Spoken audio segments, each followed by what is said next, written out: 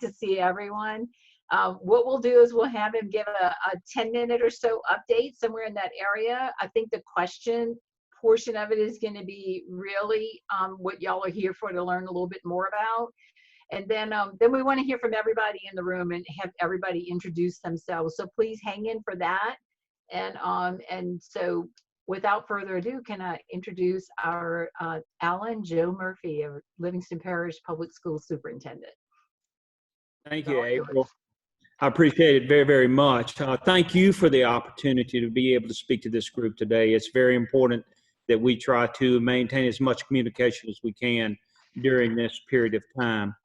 And I'm sure, just like everyone that's on this call this morning, we've been figuring this out as we go. You know, we've lived day by day. We've watched the proclamations come out one by one, and we've made adjustments as those proclamations have come out. And I, just like everybody else, I'm sure that's on this call today, was extremely disappointed yesterday when we learned that the stay-at-home order would extend to May 15th. So if I may give you just a little bit of background of what your school is doing. First, if you got kids at home and you're working with them right now, or you got grandkids at home working with them right now, I'm really sorry about that. I know that's not an easy transition to make, and I know it sometimes becomes very, very difficult when you realize that you got 3 kids. And I've even seen some great posts on Facebook where, I'm one day into homeschooling with my children. I've suspended 2 of them, and the third one I'm fixing to issue corporal punishment on. So I know that some of that has been really, really difficult, and I'll make light of that fact, but I want you to understand that how much we appreciate the public trying to support what we're doing as a school system. So if I may, for just a minute, I'd like to talk about some of the phases that we've gone through. You know, when we initially released on March the 13th, we had about an hour's worth of notice before we found out our schools were closed. And it really left us in a vulnerable situation where we had to figure out in a hurry what this was going to look like moving forward. And we have lived off Zoom, we've lived off Remind, we've lived off several other platforms.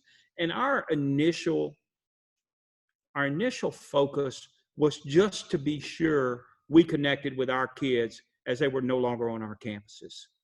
But as we move through this, we understand that we have an obligation not only to connect with our kids, and still that is the main focus of what we try to do.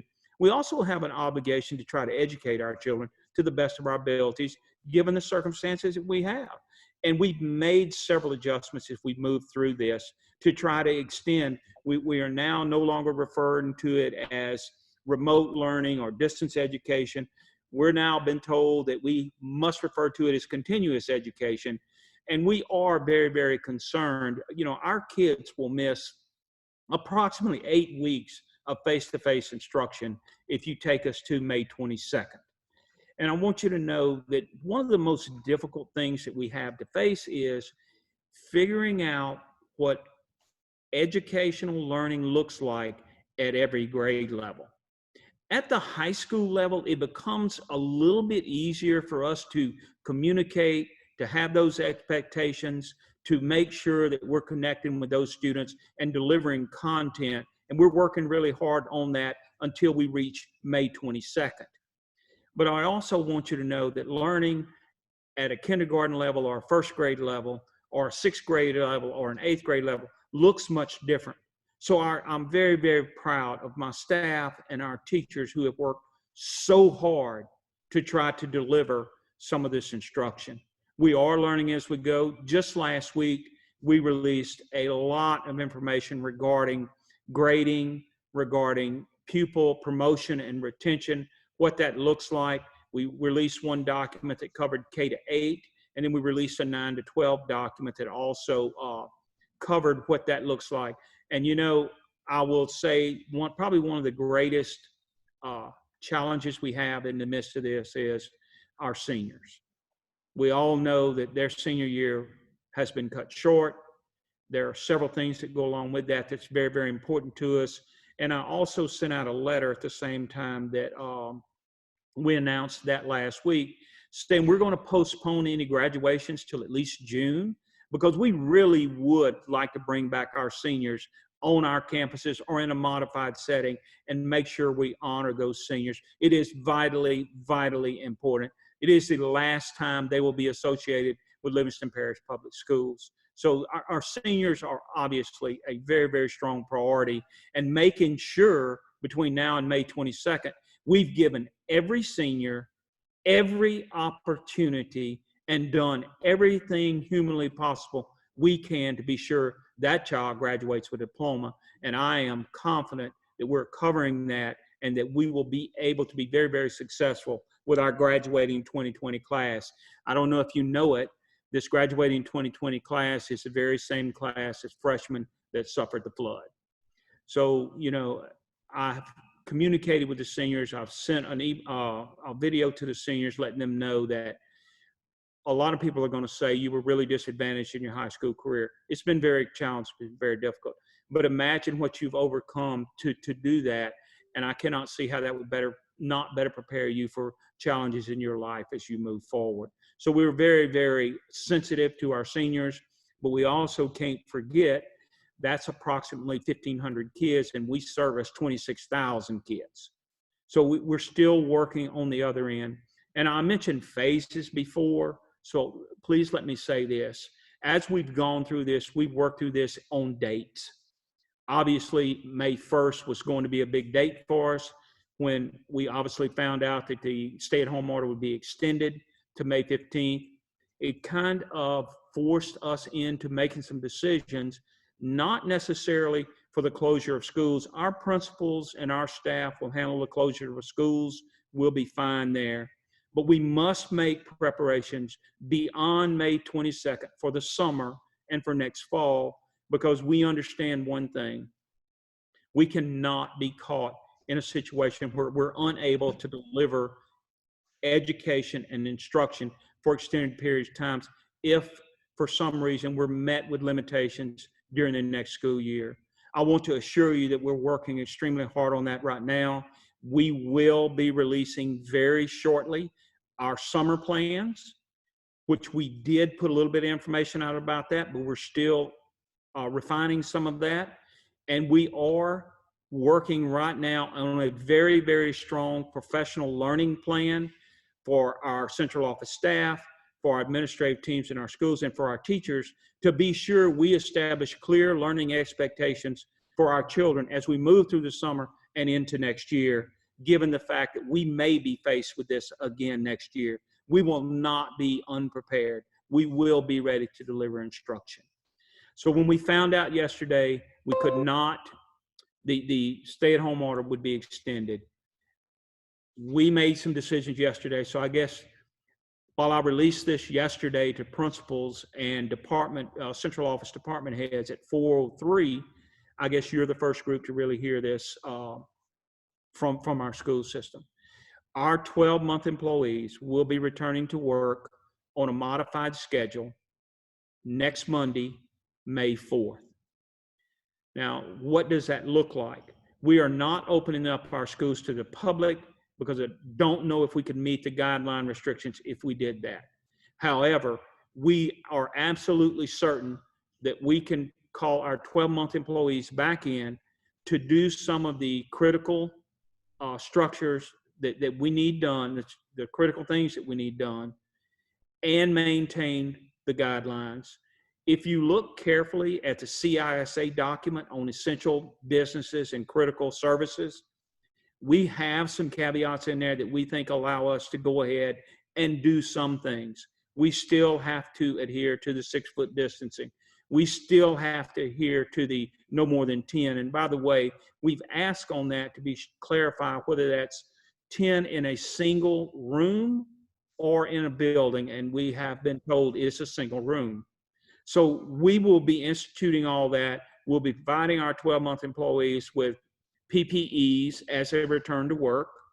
We are not required to wear a face mask since we're not open to the public, but we're going to certainly encourage and provide our 12-month employees with those things. I think one of the biggest things that we've had recently is you would not believe how many people want to know about kindergarten and pre-K registration. And I'm telling you, that's a hot topic. So we did release last week some information that will be taking place in our parish June 1st through June 5th.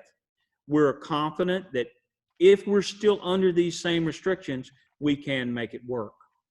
I'll also tell you that on June 2nd, we will be testing some seniors with our ACT scores, and that is to allow these seniors every opportunity to move into the post-secondary world, wherever that might be, the absolute best opportunity they can have for scholarships or for other things. There are a couple other our AP courses.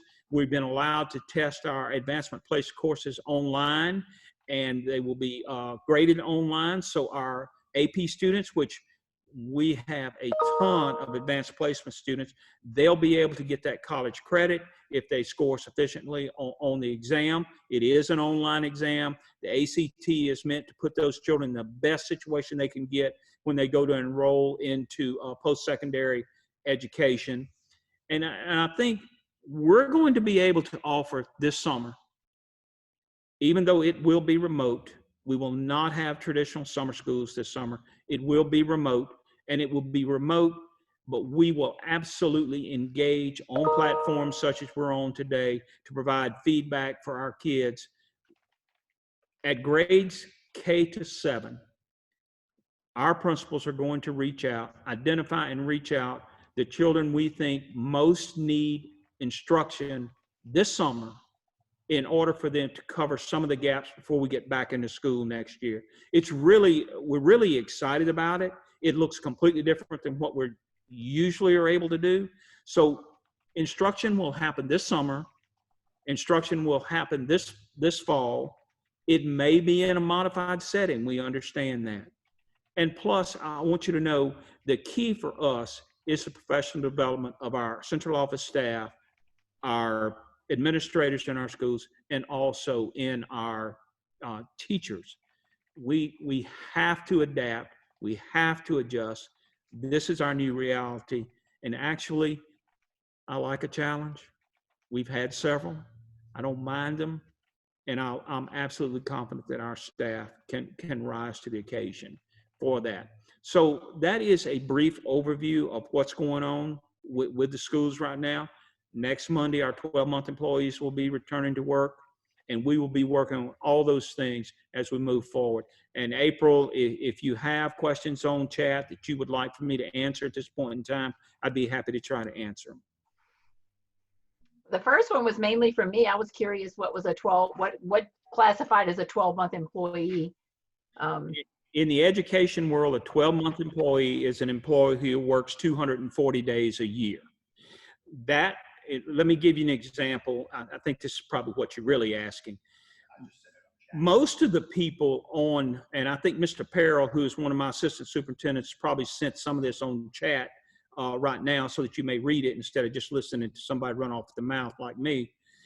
In our schools, basically our 12-month employees are two categories or two classifications. Principals are 12-month, and almost all of our schools have at least one or two custodians that are 12-month people. So us reopening, calling our 12-month people in our schools and meeting the guidelines is really not a concern for us at all. Now, at our central office, we have a lot of 12-month employees, and we're going to have to work hard to make sure we follow the guidelines. I believe, if I'm not mistaken, we have 313 12-month employees in our district, and I want you to know we've got approximately 2,000 teachers in our district. If you're wondering, our teachers are 182-day employees. So I hope that answers your question, April. Yeah, I think everybody, can understand that a little bit better.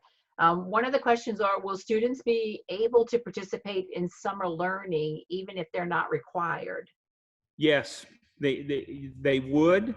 I'm going to rely on my principals in my schools, because I will tell you this, my principals and our staffs know these children.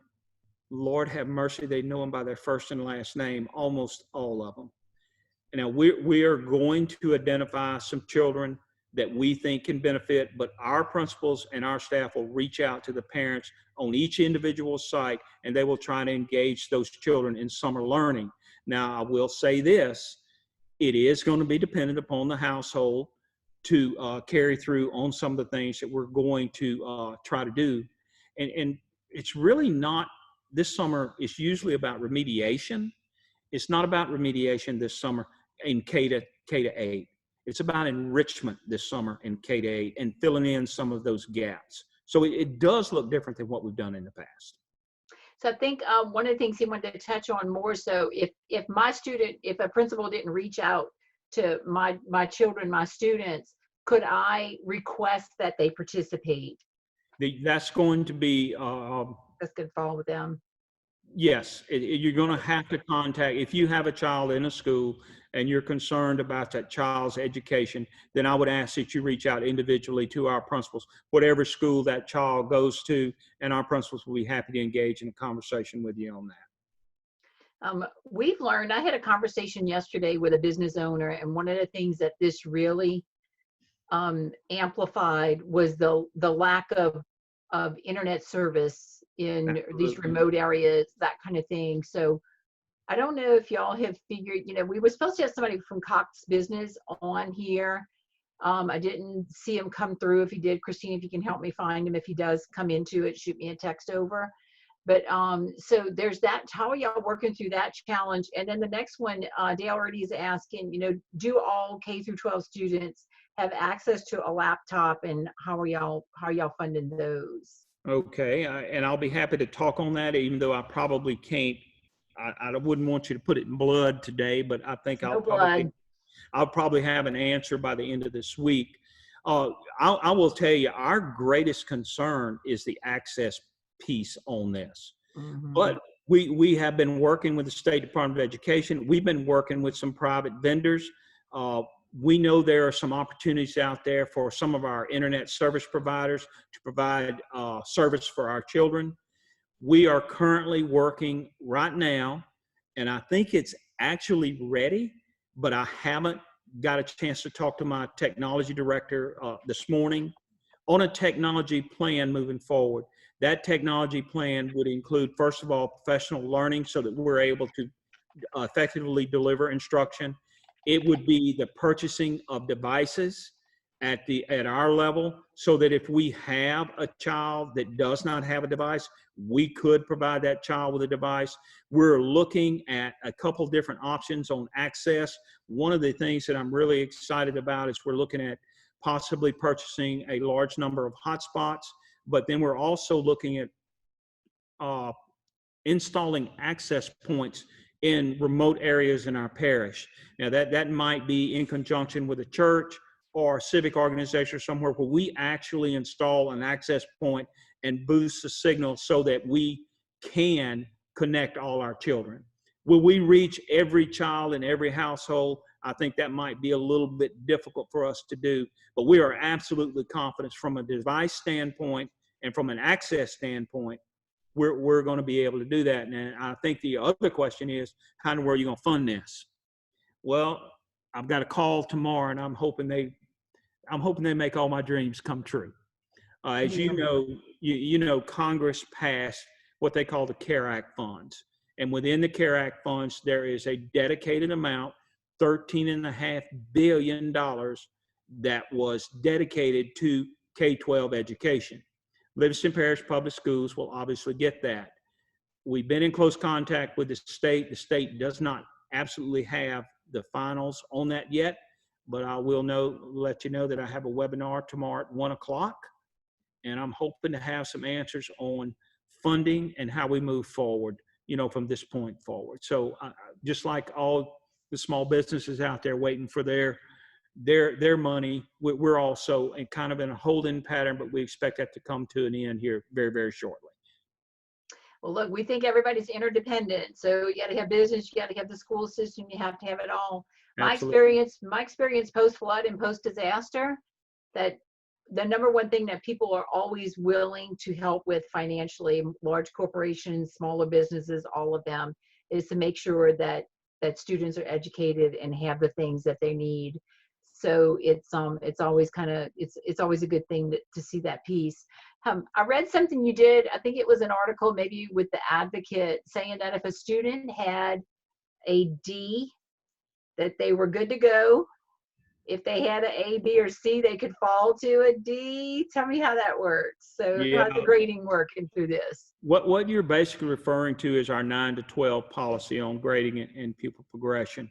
If we have a child that had a D when we dismiss school, that child's grade cannot go below a D.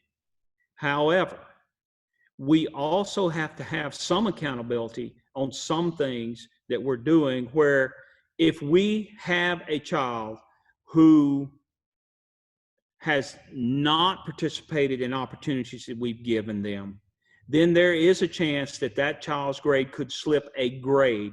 That's not to say they're going to fail. I mean, we just made that clear. They're not going to have less than a D.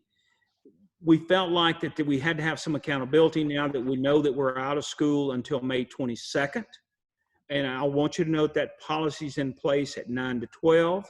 But you also have to understand that if we're going to do that, if that child's grade is going to fall, we're requiring absolute documentation from the school, from the teacher, that we've reached out on a regular basis. And somebody might ask me what regular is, and right now my answer would be at a minimum of a weekly basis, to try to engage that child in those activities that are being offered. We're also in the midst of that saying, okay, so you haven't participated before. Do you want to do a portfolio? Do you want to do a project? Do you want to do something here at the end to help your grade? So we're trying to give every child every opportunity we can to better themselves as we move forward. But yes, there is a possibility, if that child just does not participate, there is a possibility they could slip a grade level. Yeah, can be challenging times. So what's your biggest concern or fear? I don't know if fear is the right word, but what's your biggest concern through all of this? What keeps you up at night? For to see a reoccurrence this next year and not be prepared to deal with it. I'm going to tell you right now, if you're asking me what we're focusing on right now, we're just like y'all. We're focusing on stages. You know, we focused on, you know, we let out March 13th, and then the next proclamation, and then the next proclamation, and then the next proclamation. Well, now we've learned that stay-at-home's on until May 15th. So it forced us, in order for us to be prepared for next year, it forced us to make some decisions yesterday, because our timeline, we've now run out of time. If we're going to be ready to roll next August the 7th, when children roll back into our schools, we had better be prepared. So my greatest concern at this point right now is, obviously we have to close out schools. Obviously we need to take care of our seniors. Obviously we need to offer summer instruction to our greatest extent we possibly can to cover those gaps. When we come back next year, we've also talked about this. We are sure that we'll have to run a diagnostic test on most children to absolutely determine the gaps that exist. And we'll adjust our curriculum moving into next year in order to make sure those children are where they need to be before we move forward with them. So my greatest concern right now is to have a reoccurrence of this situation and not be prepared. But with all due respect, I'm telling you, it's not an option. And I'm not made it an option. And my staff and my teachers have always risen to the occasion out here. You saw it in 2016. I have no reason to believe they will not do the same thing this time. And we will be prepared when our children come back to school next year. Last thing on that is, I do not at this time anticipate starting school early. And I've made that statement 3 or 4 times. We will be on our regular schedule as of right now. It'll be interesting to see. We all want a crystal ball to be able to see what's going to happen in a few days. Absolutely. I want to ask you one more thing, or maybe a double thing. So if there's a message you have to parents and the way that they can really help their kids achieve, you know, I call them kids, children, students, achieve their highest standards. And then if you want to throw in there, what can the business community do to support what y'all are trying to do here? We got to get open. The sales tax matters. I'm telling you, y'all independent, everybody's dependent on each other. So what can a parent do to give their kids an advantage here? We've talked about this extensively. First of all, I think it's unreasonable for us as a school system to believe that parents have the same skill sets. I mean, our parents are still going to work. They're still trying to figure out things for themselves. So I think it's a little bit unreasonable for us to say parents are going to absolutely teach their children. We have to be sure we're in that process. And we'd ask that the parents reach out to our administration and to our teachers. They have ample opportunities to do so, to ask questions about the instruction. Hey, why are we doing it this way? What's going on with this? What should my child do? But I am going to say this also. That's a lot of pressure to put on a parent. It's a tremendous amount of pressure to put on a parent. We can't forget that these are children too, and they need downtime. And we're trying to be very, very respectful of the parents and the child's time also. It's a totally different situation. And I think if we expect a child to sit on a call for 6 or 7 hours, 3 or 4 times a week, that's probably not going to happen. So we have to modify what we're doing in order to be respectful of the parents and the children. And let's face it, at the lower grade levels, the most important thing that can happen is for those children to see our faces and for us to see their faces. That is so, so important. Education is a lot more than just taking a test, reading a book, and curriculum. Education is about the social, emotional well-being of every student we have. And we are so, so sensitive to that. And as far as our business community, I would ask that you reach out in your jobs and your occupations to those who are questioning what's going on with our kids, how are we proceeding, and please to direct them to myself or my staff, and we will do our best to answer every question. We're going to do our best not to lean on our businesses for financial support. Hopefully, we can manage this crisis. I will tell you that the month of March for the parish of Livingston, and we understand that we had a couple weeks open there. The sales tax collection in Livingston Parish for the month of March was pretty good. As a matter of fact, it was really good. So we're hoping that while we do think that we'll see a downturn in that in April and May and June, we understand that, we're hoping that will be not as significant as what we thought it might have been. So I appreciate every business out there. Listen, nobody more than me wants to see you get back open. Nobody more than me. We need some normalcy in our lives, right? Nothing about any of this has been normal at any point in time. It is our new reality, but I'm still refusing to accept it as our new normal. We can't wait till our kids come back to our campuses, because we can do this instruction remotely. We can do all these things, but it will never replace the face-to-face interaction that goes on between a child and a teacher. Our teachers are so wanting their children back. All get to goldthesmartmoney.com right now. Hey, Christine. And it's yours free. What's up? And you'll also get this companion DVD for free. Call 800-822. Wesley Sorensen. Mute yourself as my instructor. I have a teacher to mute yourself over there. That was great. And Wesley, cut into your great impassioned plea. It was awesome. I see Steve put in here to support Mighty Moms. I think that there are collaboration on the food and the meals for students. And look,